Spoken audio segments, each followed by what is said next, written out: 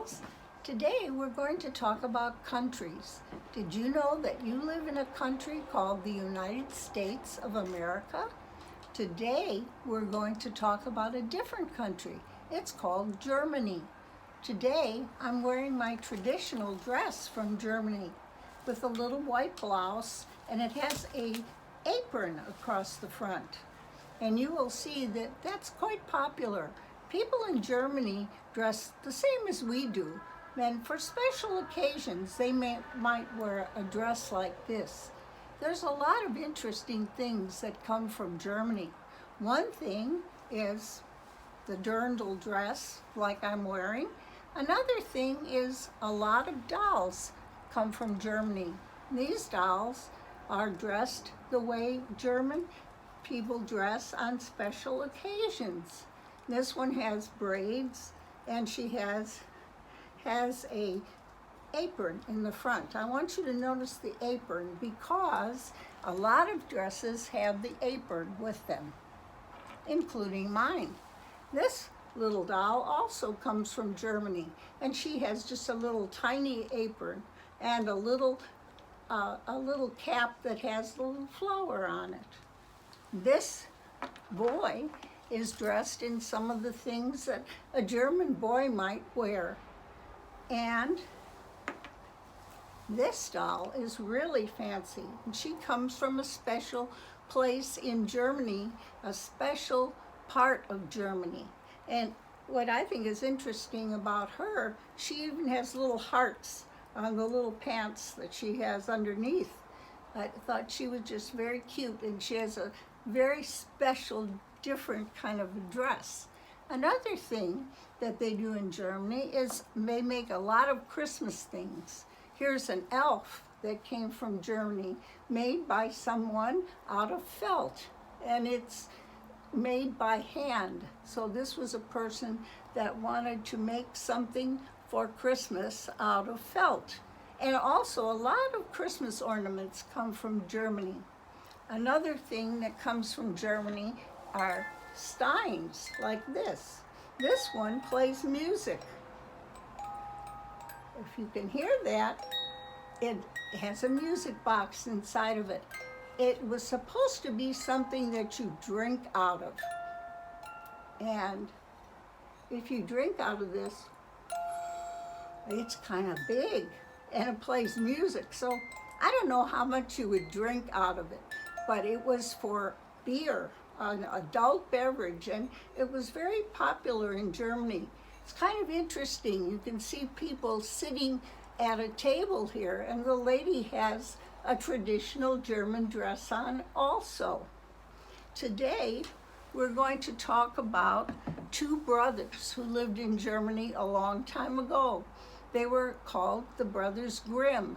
One was Jacob and one was Wilhelm. And what they did was, in the time when many people did not know how to read, they went around and found out what stories people were telling each other and telling to their children. One of the stories that they found was called Hansel and Gretel. You may have heard of it before, but I'd like to read it to you today. Hansel and Gretel by the Brothers Grimm. On the edge of a small clearing near a great forest, there lived a poor woodcutter and his wife, and his two children, Hansel and Gretel.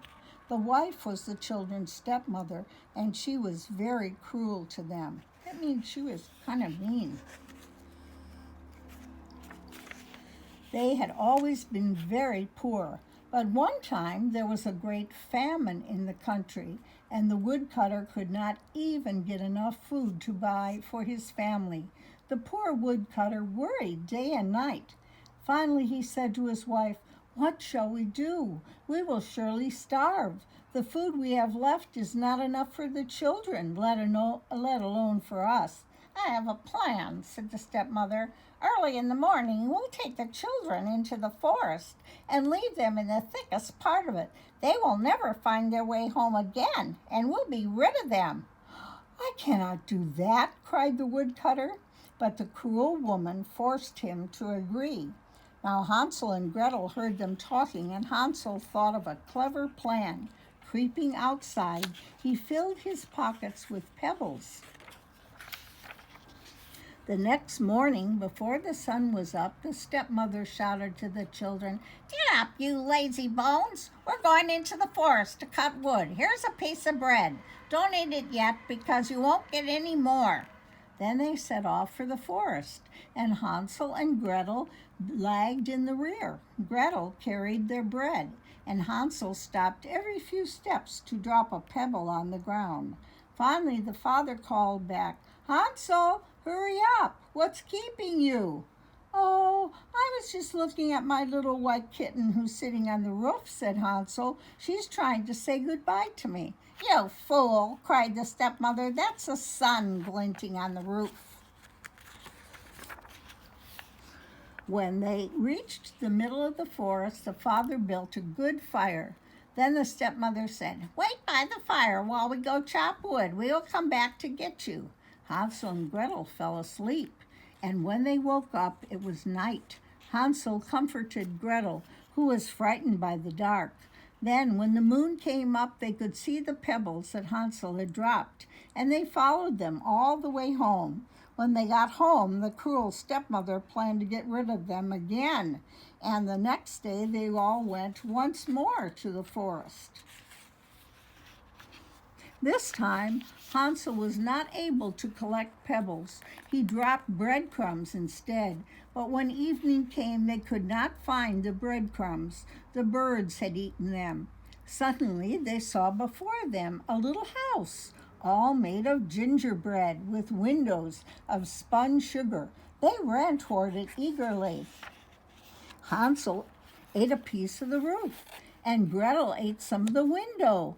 Then she heard a voice saying, "Nibble, nibble like a mouse. Who is nibbling at my house?" The children answered, "It's only the wind," and they went on eating.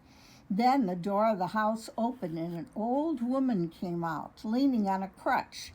The two children were very frightened, but the old ugly woman spoke very sweetly. "Do come in," she said. "You must be very hungry and tired, for you look as if you've come a long way." Then she led them into her house. There she invited them to sit down to dinner. They were so hungry that they ate everything on the table. When they had finished, the old woman put them to bed in great big comfortable beds. Now, although the old woman seemed to be so kind, she really was a wicked witch who ate little children. So while Hansel and Gretel were sleeping, she was thinking of the fine meal she would have. The next morning, she awakened Hansel and put him in a cage. No matter how he begged to get out, her heart did not soften. And when she woke up Gretel and put her to work, "I'm going to eat you both," she said, "but first you can do some of my work." So poor Gretel had to carry water, chop wood, scrub floors, and sweep the rooms. Gretel did not have very much to eat, but the best kind of food was given to Hansel, for the witch thought he was too thin.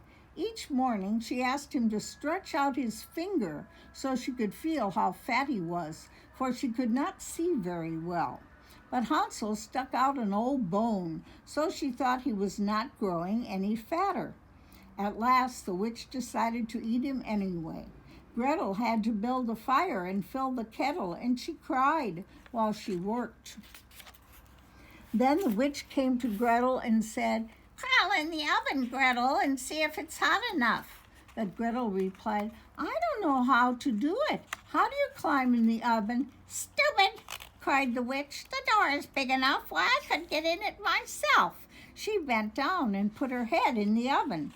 Quick as a flash, Gretel pushed her in and slammed the door. Then Gretel let Hansel out of his cage. "Hansel, we're free, we're free," she cried. "The old witch is dead."